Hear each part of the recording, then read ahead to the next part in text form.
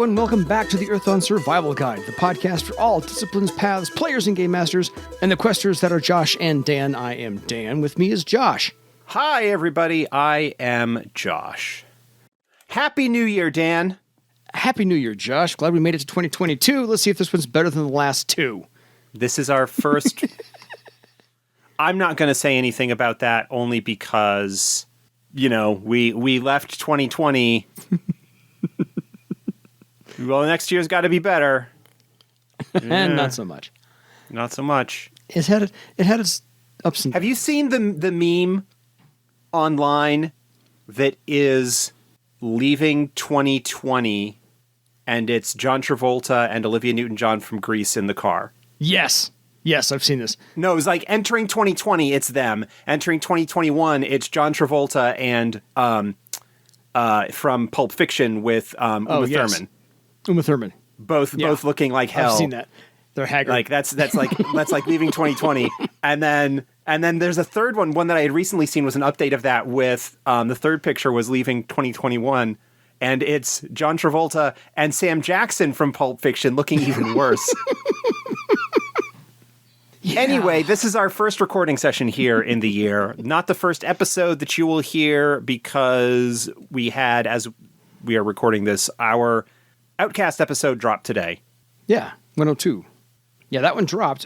And since we've got it, since it's on the tip of our tongue, let's go ahead and answer the one email we got from episode 102, which dropped today. So this is a very fresh email. They can get a 7-day turnaround on this one. This was waiting in the mailbox when I got home from work. I'm like, oh, hey, we actually got an email. And look, we understand. Like, we had the holidays. People were busy. People were doing stuff. Maybe not listening. I mean, listening to the show, maybe, because you got time, but like did not have burning questions to send our way. That's fine. Yeah. But we appreciate the email. We'll take them anytime. So this is from Ted, who had a great thought to add on to our Outcast episode. Hello, Dan and Josh. Reaching back a ways for a pop culture reference for the Outcast path, I remembered an old TV Western called Branded, starring Chuck Connors. Each episode began with his character, McCord, being ceremonially stripped of his insignia of rank as a cavalry captain after a court-martial for cowardice. If I recall correctly, he had refused an order to lead his men on a suicidal charge that had been meant as a distraction for a larger attack on an enemy position. I think that hits Josh's point about sacrificing something, his rank and place in the army, by rejecting social honor, obeying orders, in favor of personal honor, devotion to his men. Thanks for keeping on, Ted. Thank you, Ted. I think you made a very good point. Thank you, Ted. That is a very good example. I am not aware of that, so certainly would not have come to mind for me. No, but that one sparked in my head as well a more current pop culture reference, slightly, the A-Team. More recent, at least. More recently. Yeah, the A-Team. Either the movie, take your pick, or the TV show from the 80s by Stephen J. Cannell Productions. Kind of the same thing. Military, they were court-martialed, they sacrificed personal honor to whatever, all that jazz. Kind of the same thing. In fact, I think the A-Team even may have been a remake of McCord. Who knows? Branded. I don't know. Possibly. I'm drawing a reskinning parallel. Something. Who knows? Yeah, reskin it. Same thing. Same kind of tropes, which is not a big deal. Either way, two other little examples, if you will, for how to play an Outcast. And we go from there. But today's podcast is going to be about all things alchemical, because we're going to talk about enchanting. A rather unknown topic for me, because in my 25 years of this game, none of my characters, none of my players have ever come to me and says, I want to make my own magic items. How do we do that? And it's just never happened. So I'm going to be treading on new ground. Josh is going to lead us all through this a little bit. And any updates to the 4th edition from previous rules. How much did it morph from the original? Oh, a lot. Okay, good. The 4th edition enchanting rules are completely from the ground up different than what was created or what was in 1st edition, which was more or less the same, kind of carried over into 2nd if they included it anywhere, and 3rd edition / classic. All of that was basically on the same foundation, and it was relatively sparse in comparison to the 4th edition rules. Incidentally, I want to say this up front before we get into more depth on this. The 4th edition rules of enchanting are optional. You do not need to go into them in the extent that is fleshed out within the rules. Those are there for people who really do want to get into, I don't want to say get into the weeds, but who really want to get in depth into the process of creating magic items of various sorts. It's difficult in some ways to make rules for something like this. Not because it's hard, because I think the enchanting rules as they stand in 4th edition are pretty solid, but because it is something that only a small portion of the fan base or user base is going to get any use out of. Fair. And the game is not ultimately a game about crafting, weaponsmith aside. But even, with the weaponsmith, it is a game about heroic adepts going on adventures, troubleshooting problems, delving into cares, slaying horrors, fighting bad guys, all that Building sort of thing. Storytelling. Building a legend, and a full-time enchanter, craftsman, alchemist. While it is a valid fantasy archetype in some ways, it is also a very, very common supporting cast or background player in those kinds of stories. So, that's another reason why you're not likely to see an alchemist discipline or path, to tie it back to those discussions over the past few weeks of episodes. Because really, if you are a professional alchemist, really what you're going to be doing is running a shop. And Earthdawn is not a mercantile simulator. Now, all of that said, one of the goals of the enchanting rules as they were worked up was to provide hooks and places for stories to be connected to enchanting in various degrees. And those are things that we will touch on as we cover the stuff in this chapter. So this is, for the first time, going to get into the nuts and bolts, to Josh's point, is we're going to drill down a little bit because we can. And by the way, just so everybody knows, I had this section planned before Dragons and the Paths, because I'm like, we got to cover enchanting one of these days. This just happened to be the nice spot to do it, right? Between those two little sidebars, those planned episodes, and the next set of planned episodes, this was just kind of is nicely wedged in the middle. And I had originally thought that we were going to announce when we were going to do this a couple of weeks ahead of time so that people would have the opportunity to send in questions if they had any. But that's not going on. But if there are questions that you have about anything that we cover in this or anything that we don't cover in this related to enchanting, the process thereof, and such, then feel free to send those emails in, and you can send those to edsgpodcast@gmail.com. We had not mentioned the email address yet, so we'll do that now. Not yet. Yeah. 10 minutes in, we'll get to it. Let's break down enchanting into kind of this larger tree here. The trunk of the tree is you can enchant magical items by one of two methods in the 4th edition rules, either alchemically or by using a talent knack. So, right. And we'll break that down even further here in just a minute or so. Alchemically speaking means you actually do get to use the alchemy skill. So anybody who's got the alchemy skill can make one of 3 of the 6 categories. So they're broken out into halves. So the alchemy skill and alchemical items you can make with that are blood charms, common magic items, and what they call consumables, which are your potions and so forth. Healing potions, booster potions, the various poison and disease resistance stuff, poisons as well, also kind of fall under that category of consumables. Whether you want to consume them or not is a different thing. Yeah. Now, the reason that all of these are able to be made through the use of the alchemy skill is because of the presentation of Earthdawn as a, relatively speaking, sort of high magic setting, in that what are termed in the game as common magical items are made not necessarily mass-produced. They're still sort of artisanal items, but you can go to any decently sized market and find some of these items, and certainly they would be relatively common in wealthier households and such. But if that's the case, then there needs to be a source for them beyond the very limited enchanting capabilities of adepts, because as has been discussed by us in the past, and is discussed, in fact, earlier in the companion, there aren't a lot of adepts out there. And so while there certainly would be adepts that would largely make their living by enchanting and crafting items rather than going out on adventures like player characters do, there still aren't a lot of them.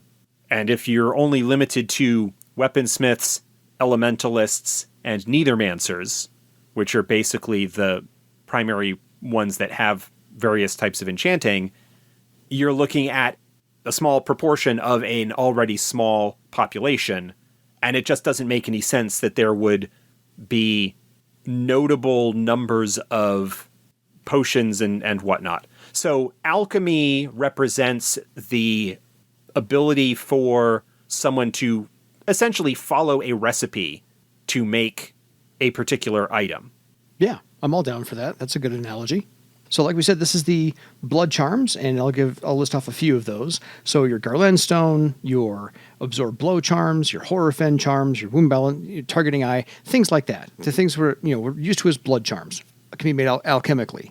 Your common magic items, these are your cloaks, your light quartz, your messenger stones, your dry boots, your huntsman boots. This is your quiet pouch, your quiet finger gloves, mostly household items or articles of clothing. Or neat little adventuring helper things that aren't... Yeah. I mean, these are magic items, but not thread items, because Earthdawn has that distinction between those. That's why they're called common magic items as opposed to thread items. Thread items are those that are only usable by those who have thread weaving, which means adepts. Common magic items can be used by anybody. The primary difference between them is that common magic items are magically powered by the ingredients that go into them, which is usually true elements to some capacity, whereas thread items are magical and draw their magic from the very nature of true patterns and the connections between them when you weave threads to them. So the ones that cannot be made alchemically, that have to be made by a talent knack, are your living armor, your spell matrix objects, and your, as Josh said, thread items. Now those talent knacks are only available to people who do have the enchanting knacks that are based off of pattern craft, thread smithing, or one that belongs to the scout and one that belongs to the thief. So pretty much your magic users, weaponsmith, and then the other two that are kind of the outliers. So really, not everybody, as Josh said, can do the enchanting part. Exactly. Now, one of the things that can be done is that if you have a weaponsmith or a nethermancer or an elementalist, each of whom kind of specializes in the creation of particular types of magic items, the talent knacks that are available to them will allow them to make things that could be made through alchemy. You don't have to take alchemy if you are playing a nethermancer who wants to be able to make blood charms. You can take the pattern craft knack that allows you to make blood charms. Gotcha. If you want to play a more sort of rounded enchanter type, then you can take alchemy, but it is not required. Alchemy is not necessarily required in order to make the so-called alchemical items. Okay. Right, because the alchemical items, those that can be made through alchemy, can also be made via the appropriate knack. There is no way using alchemy to make things that are only available via knack. Gotcha. It's like every square is a rectangle, but not every rectangle is a square kind of categorization thing. That's a really bad analogy, but that's like the closest thing that I can come up with. Please don't read anything more into that than it works one way but does not necessarily work the other. That's absolutely fine. So the Alchemy skill is available to all 15 disciplines and anybody who's on paths and questers and whatnot, but the thread knacks under pattern craft are only available to 4 or 5 of the disciplines, plus weaponsmith, and then the scout and the thief get their own little one offshoot. That's it. They're pattern craft knacks mainly because most of the enchanting is done via magicians who have access to pattern craft as a discipline talent, so they all get access to it. The weaponsmith does not get access to pattern craft, but obviously needs to be able to enchant. So they get those knacks, access to the same knacks basically, but through their thread weaving talent. And the scout and thief also get access to it via thread weaving because likewise they don't get access to pattern craft. Pattern craft, remember, in 4th edition, it was a sort of expansion of the old read-write magic talent, covering not just the ability to learn and to scribe spells, but also kind of a broad understanding of patterns and magical theory and stuff like that. Fair. So that's the giant overview of the categorizations of enchanting. So this is where things start to get a little bit more complicated as far as the nuts and bolts are concerned. There's 3 steps to enchanting, but of course each of those has their own little sub-step. Step 1, obtain your enchanting pattern. This is where Josh said, find your recipe and remake it like baking a cake. I'm going to use a bad analogy as well. Step 2, gather your stuff, all the materials that you actually need to do this. And then step 3, actually perform the enchantment. All of this sounds really simple, but here's where everything gets more complicated. So we're going to delve into step 1 real quick. So just pause here, write all those down. It's 3 easy steps with lots of sub-steps. As Carl Sagan once put it, to bake an apple pie, you must first invent the universe. Yeah, we're going to do that here. Grow your own tree, harvest the apples. No, just one of those things. So obtaining the enchanting pattern. Step 1. This is not a true pattern. This cannot be seen with astral sight, by the way. It's right out of the rule book there. So you can either get a tried and true pattern, or you can create your own. If you know what you're doing, you can improvise like a professional chef and change the cake that you're going to make on the fly. So you can do the tried and true. You get it from somebody else. They've already got it. Here's the recipe. Poof, go make your own magic item. Have a nice day. You pay silver, you pay legend, whatever. Go. And it is assumed the vast majority of the blood charms, consumables, and common magic items have enchanting patterns, have recipes that are relatively easily obtainable. Yeah. In fact, when a character learns alchemy, when they learn the skill, they get 1 or 2 enchanting patterns for free. By learning alchemy, they kind of learn a couple of patterns right off the bat. Every item, and there are tables in the companion that provide all of this information, but every item that is in the equipment lists in the player's guide is given a couple of values. There is a rank that represents the minimum rank that you need to have in alchemy or in the associated talent if you're using it via Knack. So your rank in pattern craft or thread weaving or whatever based on that. And so the easiest or most basic recipes have a low rank, and a lot of people can make them. The much more complex and more powerful items have a higher rank and therefore can only be crafted by people who have a certain amount of skill.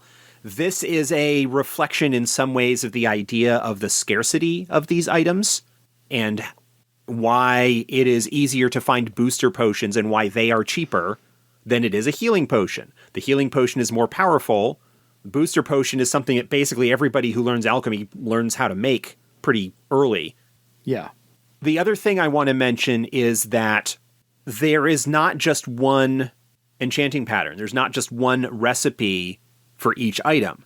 There could be 50 different recipes for booster potions out there with each particular enchanter. Bit of flavor. With kind of basic variations based on what's available in terms of local ingredients or their own particular style or whatever. Yeah. And so, unlike in, say, if anybody is familiar with the old like NetHack computer game, where while it's sort of randomly generated, if you find a pink potion that smells of lilac, once you know what it does, any time, like all potions of that type have that same category, like have that same description. Yeah. That's not necessarily the case for enchanting. You can provide a little bit of variety and color to the world by having different stuff. The booster potions that were created by the alchemist in this particular town all have this particular quality because of what they use. And it's possible, if you like getting into that sort of thing, that you can use that not just as a world building aspect, but also a way to provide clues. Like if you come across a dead messenger and you are going through his stuff and you find that he's got, like, there's no identification or anything like that, but you might be able to figure out that because of the booster potion that he has, which has this kind of distinct woody kind of, scent to it or whatever, that it must come from this particular area. And you could use that as a clue or a link further down the line. Again, this is all completely optional. Yeah. But it's just an interesting way that you can flesh out the world and maybe provide connections to things or whatever. Completely separate in a way from the enchanting process itself. But this is something that will make a little bit more sense when we start getting into the specifics of step 2, where you're gathering your materials. Yeah, which we'll get to in a minute or so. So you've got your enchanting pattern, tried and true, or your own, whatever. You're going to riff on the recipe for the cake. The difficulty number is the same as on the spell learning table, Player's Guide, page 251. We'll just save you guys some time looking it up. And you learn it like a spell, except there's no legend cost. So... yeah, unlike spells for magicians, there's no associated legend point cost with learning a recipe, learning an enchanting pattern. I forget, at some point we were trying to come up with something better than enchanting pattern as a name because of the potential confusion with pattern being used in so many other aspects of things. Yeah. And we did not come up with anything. But yeah, you get the pattern and you need to learn the pattern similar that you do a spell. So you would make a test using the appropriate ability, alchemy or whatever, to see if you successfully understand what it is that the recipe is asking you to do. I'm going to use recipe for most of the rest of this just because it's a little bit easier. Yeah. And so you make that test, and if successful, then you know it, and you can at that point make the item without, assuming you can get the materials and devote the time. Yeah, because you only have to learn the pattern once. The recipe once, and then you can just I can't say assembly line them, but you could at least, do them more often than just the one shot. Very similar in some ways to learning a spell. Once you have successfully made the test to learn the spell, then you know the spell, you don't need to test it again. And this is, it's a common pattern. It's for stuff that already exists. You're not necessarily reinventing anything. And the thread items actually go in the novice and the journeyman tiers, so they're... Yeah, we'll cover those a little bit more detail when we get to that aspect of things, because that's where you start getting into the nitty-gritty and finer details of what's going on. Yeah. Right now we're talking like really broad strokes, like whether it's a potion or whether it is a thread item. The basic idea is you need to either find a recipe somewhere, whether you discover it in the journals of a enchanter that was in a abandoned care. Yeah. Whether you pay an enchanter for them to give you their recipe for making poultices, or whether you are skilled enough to come up with the recipe on your own. Mm-hmm. You need to obtain the recipe in some manner and understand it in order to learn how to make it. Yeah. And if you were to buy it in a city, only like major cities might have somebody with enough skill, knowledge, and whatnot. And it's going to be your rank times like 500 in silver, adjusted per game master. Knock yourself out. So it's going to cost you a little bit there. And, this is for anything. Just acquiring the pattern is for anything. And the higher the rank of the thing you're trying to make, if it's an existing recipe, the more difficult it is likely to be to obtain it, because consequently fewer people know it, and because it is more valuable, trade secrets, people are a lot less likely to be willing to share them. Yeah. There are, in fact, a couple of items that's mentioned that are called out that are really only made by particular groups, like the Garland Stone, for example.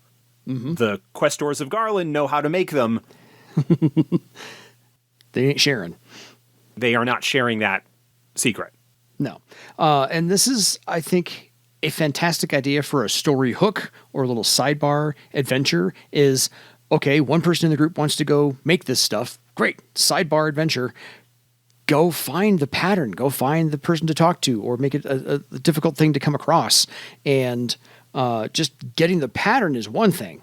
Getting the materials would be a whole nother sidebar as well. So I think this is a good place to lay in more story about the world you're building. Yeah. So generally speaking, my feeling is, unless you are dealing with a particularly potent or rare item, I don't think that getting the recipe should be particularly difficult, particularly if it's a lower rank item. Mm-hmm.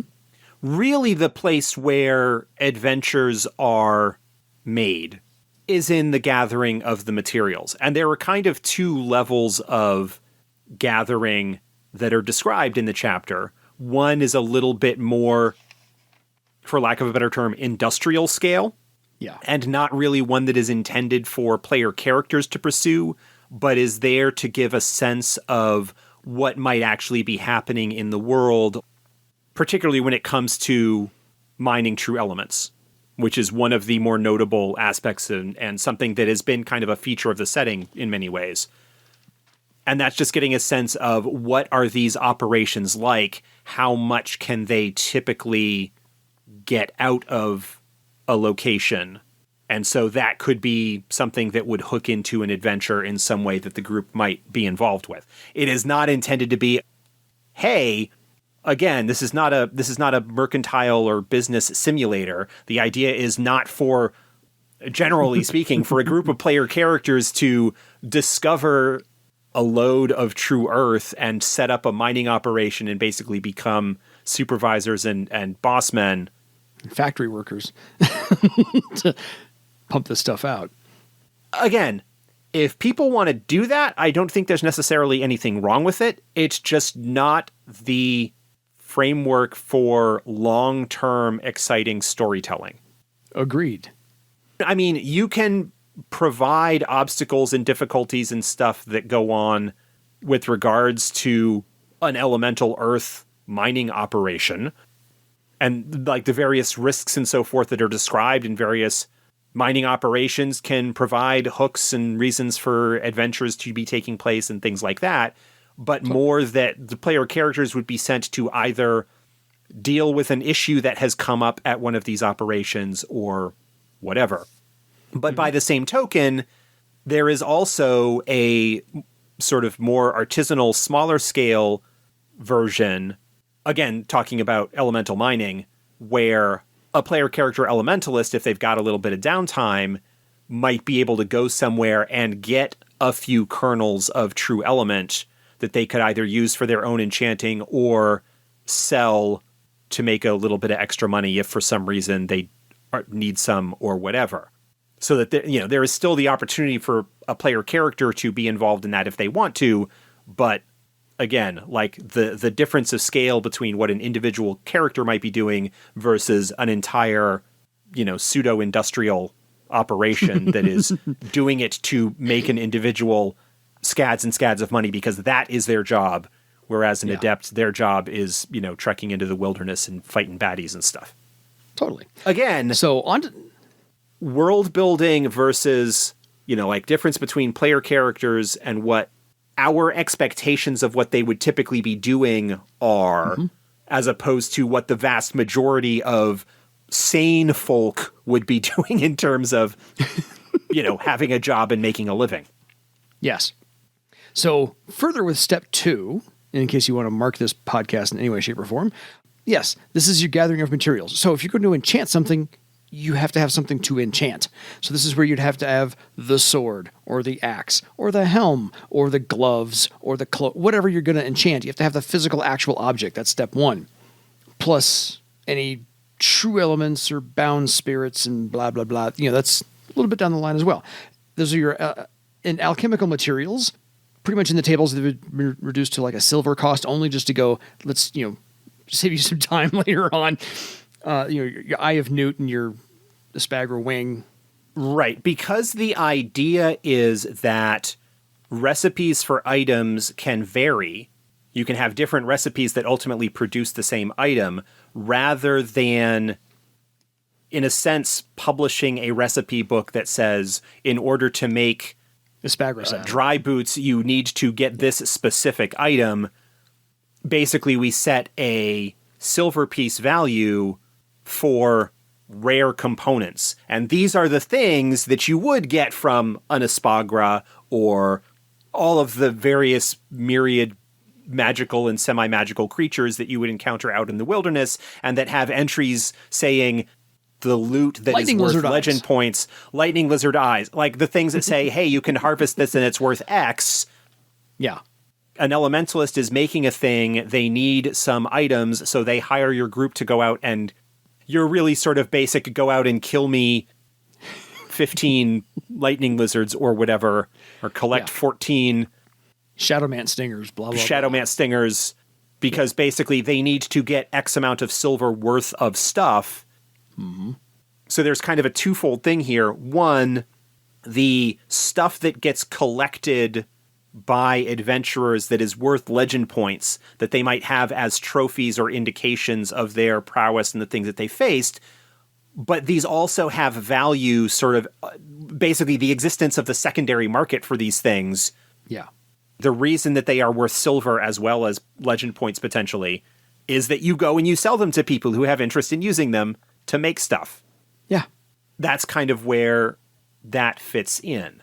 And so you've got a couple of basic categories. You've got expensive or rare components, and these are things like high quality materials. Like if you're going to make enchanted gloves, you maybe want a really nice pair of gloves as opposed, you know, that cost more than your standard off the rack, whatever.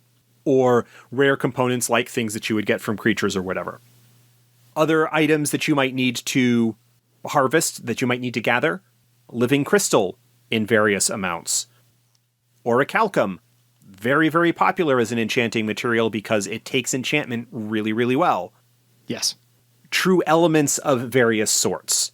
And the recipes, the lists that are provided in the chapter for the various already existing magic items indicates these design aspects, as they're termed, what the special materials are that are needed in order to create it. So, for example, Firefly Chalk just needs an expensive or rare component in order to make it. It's a fairly, it's a rank 1 item. It's super easy to make. You just need to find some particularly, it doesn't even require any true elements or anything. And again, that component can be whatever you, as the game master, want it to be. It's the MacGuffin. Yeah, it's the MacGuffin. You can go through the creature lists and say, oh, hey, I can come up with some justification for why the thing from this creature, lightning lizard eyes, why would that make Firefly Chalk? Well, they can distill the stuff that's within them to make the glowy thing happen. Yeah, the optical fluid. Yeah.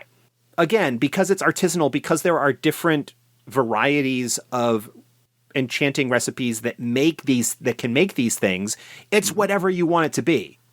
Possibly within your game, you may want to be sort of consistent about it, but it doesn't have to be. You can have different recipes that make the same thing and might need just slightly different materials. Yeah. It's like a family version of paella. Each family's version is a little bit different, speaking culinarily. And then you get the more powerful items like an elemental divining rod, which is a common magic item that provides a bonus if you are trying to find deposits of true elements. And you need orichalcum and the appropriate true element for what you are trying to make. And these are all kind of noted and described in the tables and stuff like that. Yeah, totally. So usually your gathering time starts at like 1 day and goes up from there if they're harder to find or you need more of them. The talents and skills you're going to use to find them are your alchemy talent, your wilderness survival talent, your botany talent, etc. Or skills and talents, yes. And then your wilderness survivability, page 179 in the player's guide as well. That's going to be very, very, for just the target number to reach when you're looking for those things to kind of, wrap up the story with a couple of dice rolls. Yeah. If that's what you're trying to do, those options are there for like, okay, we're kind of doing a downtime and the elementalist has decided that what they want to do is to go out and gather some materials for a recipe that they want to make, for an enchantment that they want to do. Okay, I don't want to do a whole adventure around this. I don't really have anything planned, so we'll just have you make a few rolls and we'll resolve this in a few minutes. You absolutely can make an adventure out of gathering materials. Totally. That maybe they are going to the place where they would be gathering true wood, and that's just a reason for them to get to where they go, and in the course of doing that, they discover the entrance to this forgotten care, or whatever other adventure or problem or situation that you might wish to throw in their way, and have the materials be part of the reward for completing that adventure or solving that problem or whatever.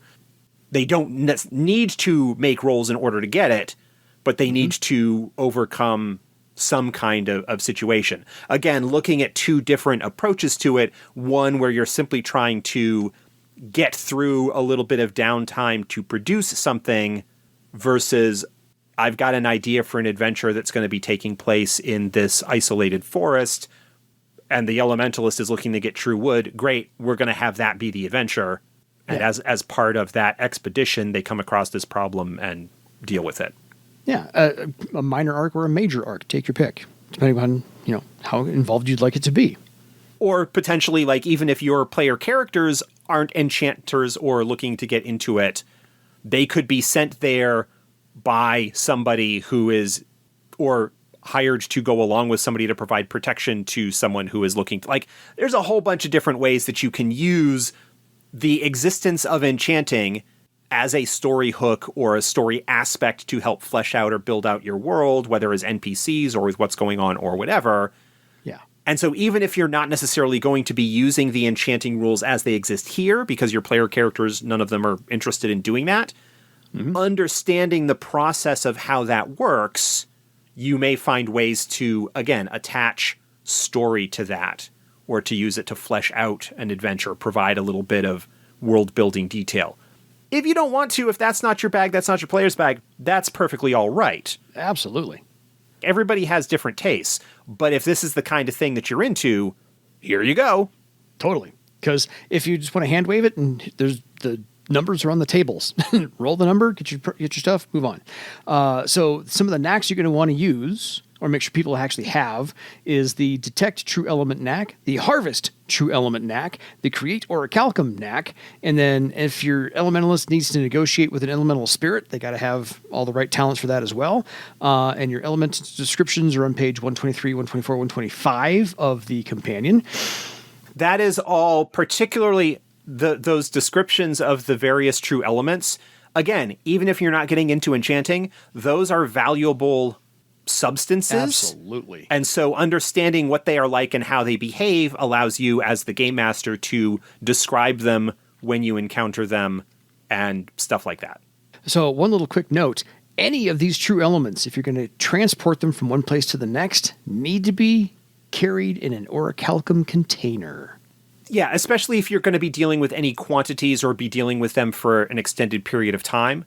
True fire, obviously very, very dangerous. You definitely want to have a container for that. True water, you can carry in a traditional container for a limited period of time, but it's eventually going to dissolve and or seep out of anything that it's in contact with. True air is like solidified air and can be very difficult to transport. True earth is a little bit one of the safer varieties to carry, but extended contact with it, it tends to like grow crystals and encase whatever it is being carried in. Again, without the orichalcum pouch or box. True wood is pretty much the only one that can be transported without any potentially nasty side effects. And if all else fails in gathering your materials, if you're in a place large enough, you actually just could maybe go buy them from a merchant who has them. So you may not need to write an entire adventure on how to go get them, but sometimes you might. So it all depends on what the needs are for your game at that particular time and what the objective is. For low rank, low power items, if you're dealing with an upper journeyman or warden or master tier, you don't need to probably don't need to go into great length for that stuff.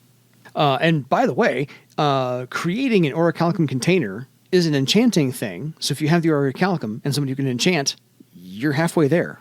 So it doesn't necessarily mean I got to go find a special. No, you can maybe have somebody make one for you. Or again, you might be able to buy one because it's not cheap. It ain't cheap. No, it ain't cheap, and it isn't easy. It is a rank 6 item, so not a lot of people will know how to make it, and it requires 2,500 silver. I think it's pretty costly. Well, it requires, the footnote on that one actually says it requires an unusual amount of orichalcum. It requires 2,350 silver, and then it requires a worth of orichalcum. And then it requires another 150 of various other generic materials. Yeah.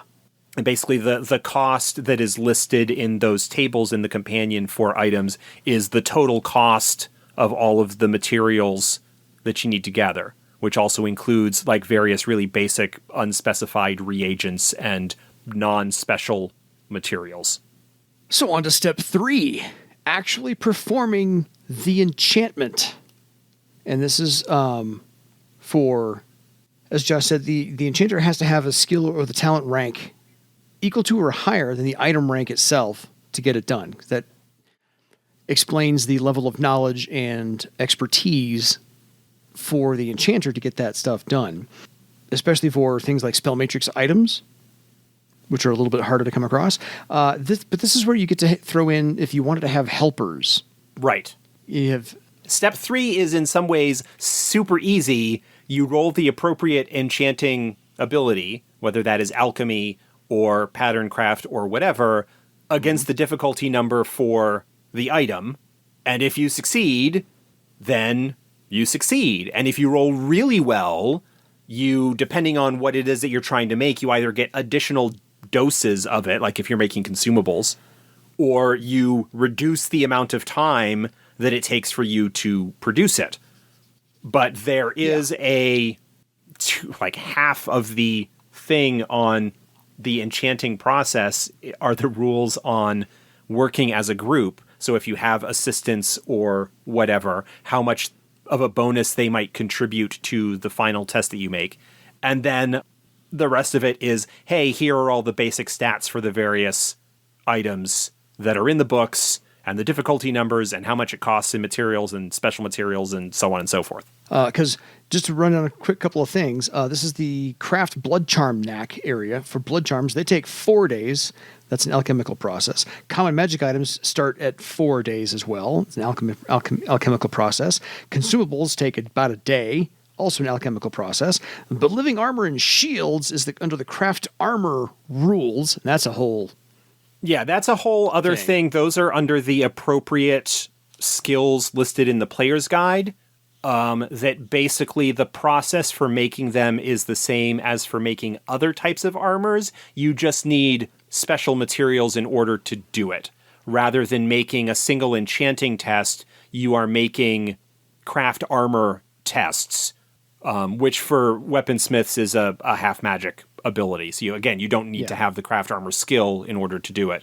You just need to have picked up the knack, and then you make the appropriate tests to basically determine like how well you roll on those tests ultimately determines how quickly it takes to craft the armor in question. And then you've got the spell matrix objects, which has to be under the craft true pattern Knack, and that starts at 7 days. And then the thread items is also the same Knack, by the way, and that takes up to 10 days, but then you can also incorporate the glyph Knack.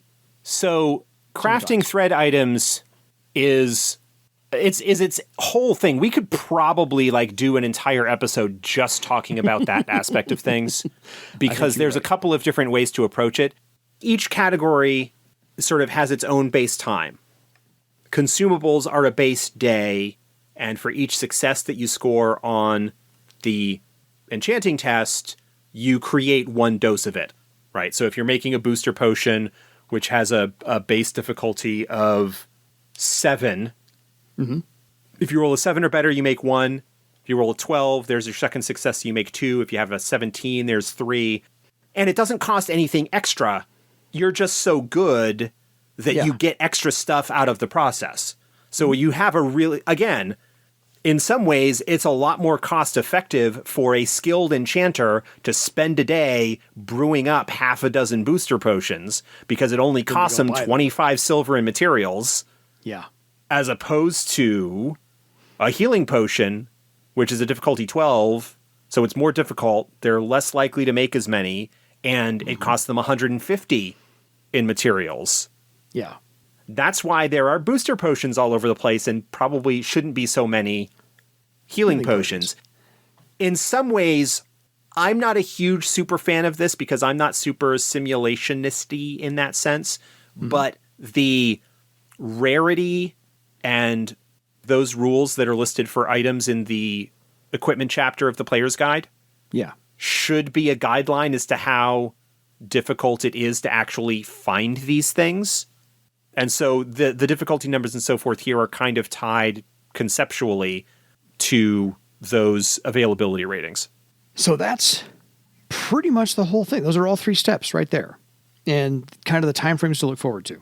Right. The thing that's different when you start talking about thread items is that each thread item tier, so you've got novice, journeyman, warden, and master tier items, the same way that you do with thread items when you find them, is that the higher the tier of the item, the higher the base difficulty to make it, and the longer it takes. The base time is actually 10 days per tier.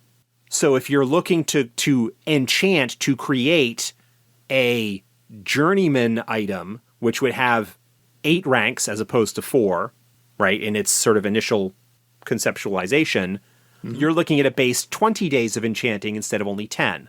It's just a longer process, and it's a lot more involved, really a lot more involved than I kind of want to get into here. Yeah, fair. That's the basic process. Everything else beyond that is providing detail for people who really kind of want to get into that minigame.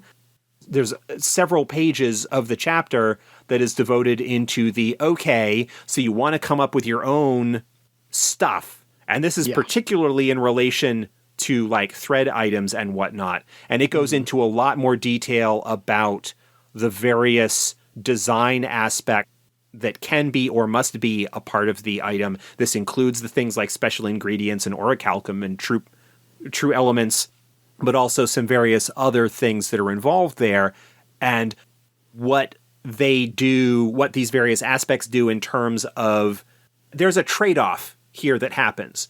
The more special stuff you add, the more design aspects that you include in your custom enchanting design, okay? The more true elements that you use, orichalcum, bound spirits, whatever various crazy stuff you might come up with, the more of those that you include, the lower the enchanting difficulty is. That is, the lower the difficulty number to make that test at the very end of the process to see if you successfully make the item.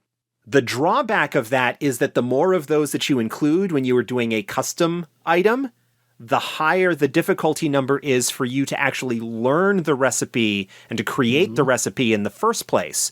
So you can spend a lot of time making a very complex recipe that is, in one sense, very easy to make, aside from the possibility of, aside from the difficulty of getting all of that stuff together, and the difficulty of making a recipe, making a formula that works with all of these various magical pieces stuck into it.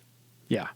And again, this is something that is it's even more optional and really is kind of like the base building blocks of if you want to mechanically, like you've got characters like a weaponsmith particularly that wants to mechanically create a magic sword, a thread sword for the swordmaster in the group, or a thread shield, or whatever other, like an elementalist making like various other like thread items. And all of these are unique patterns that are custom designed to have a particular result. And this is, for me personally, not a huge draw in terms of the number crunching mechanistic aspect of it. I like it in terms of a philosophy. I like it in terms of looking at this is kind of what is going on when someone is trying to design a new magic item. Mm-hmm. Whether that's a thread item, whether that's a new common magic item, whether that's a new version of a booster potion. Whatever. A new version of a booster potion. Like there's an example in there of, we want to do a booster potion that does a little bit more bonus. Well, it's going to be more difficult to make, and here's where it might end up. And there's a lot of, hey, your imagination is unlimited. There is no way for us to come up with rules for everything that's going to be there. It's more or less like, hey, here are a whole bunch of numbers for what's already existent. Take a look at what you want to make, see where it likely fits in there, and kind of base the numbers off of that. And it's half art, half science. Mm-hmm. I like the idea of the process of the design and what you need to come up with and the various aspects that you would need to. And if you have somebody that is looking to make a custom thread item for their group because they're playing an elementalist or a weaponsmith, which tend to be played by players who may be more crafty in temperament. Yeah. This stuff exists there, but what I think you should do as a game master is, rather than just simplifying it down to a handful of roles, is to use that as a motivation for travel and adventure and stuff like that. Experience. And experience, and to offer these as rewards for doing stuff. How you might have a thread item or the key knowledge of a thread item be the reward that comes about as a result of an adventure. You can also have materials for enchanting or information that you were looking for that allows you to finally complete this pattern that you've been working on, this design for a new item. Or maybe that you have to go and consult with this sage who is really well known for working with X, Y, or Z, and they have a problem that they want you to do. Just opportunities to kind of tie in what the player characters might be working on, either into an ongoing narrative or as a side adventure for what the situation is. Yeah. That's more of my style. I find that the number crunchy simulationist aspect of things where, I want to make this thing, and so I just make a bunch of rolls and hey, it happens, is kind of And just have it be like, if you've got a group that wants to make their own thread items as opposed to finding them and researching them and doing the key knowledges that way, which is perfectly valid, approach making the thread items in the enchanting process of that similar to the way that you would work learning the key knowledges of an older thread item into your adventure, and just use those as the motivations and the hooks and the rewards for continuing to do the things that adventurers do. Yeah, because the framework, either way, is set up to make the player characters work for it a little bit. Research it, not just dice rolls, hey, you got it, you're done, move on. No. They got to work for it and research it a little bit. So, just in case anyone's wondering, the design table for alchemical items is on page 140 of the companion. The poison design table, by the way, is page 143 of the companion, and the thread item design table is page 144 and 145. And the custom enchanting table starts kind of on page 145. So, yeah, right there, 4 pages. There's most of the tables you need to look for it. We've kind of covered enchanting for the first time. Yeah. We boil all that down to about an hour.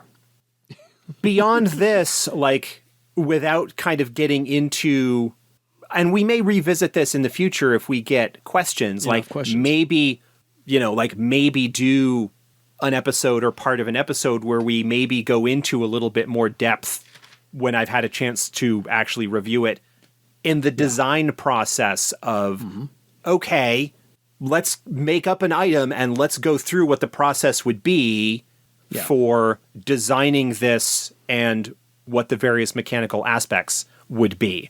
And that's not something that I can do off the top of my head. So it's something where I would either want somebody to propose, hey, this is something that I'm trying to make, and I'm like, I want to make this item, but I'm having a hard time understanding the process. Great. We can go through that and use that as an example, and like even talk like hard numbers and whatnot as the example. But just here where we're at our, just about at our hour mark. Yeah. I think this covers things broadly and provides information and inspiration even for those who might not be inclined to the mega nerdiness, crunchiness of the enchanting and design process. Fair. I think this is a very good beginning overview to kind of whet the appetite and or get people started on, hey, now I want to go look at that a little further. So I'm sure people will have questions. By all means, send them all in. One last thing, actually, that just occurred to me. Yeah. The process that is described in the enchanting chapter of the companion with regards to thread items is not the only way necessarily that thread items can come to exist or gain power. There is a completely other method that is even more loosey-goosey in a way that we will have to cover another time. And maybe when we revisit enchanting, we can talk about that as an additional topic. But if anybody has any questions, specific, general, if you want us to go through an enchanting process for an item, you have a proposal for an item and you whatever, email us, edsgpodcast@gmail.com. I guarantee I will. And with a little bit of prep and forewarning, I can, or maybe with Morgan's help, can like walk through the process of what all of the numbers would be and then come to the recording and say, okay, here's the process, here's what's going on. Yeah. Do something like that as a more concrete example, getting a little bit more in depth beyond the general discussions that we've had. Totally. I guarantee I've got an item in mind and I will send it Josh's way and we'll see what we can do about that. Otherwise, folks, time to go enchant your own legend. Good night, everybody.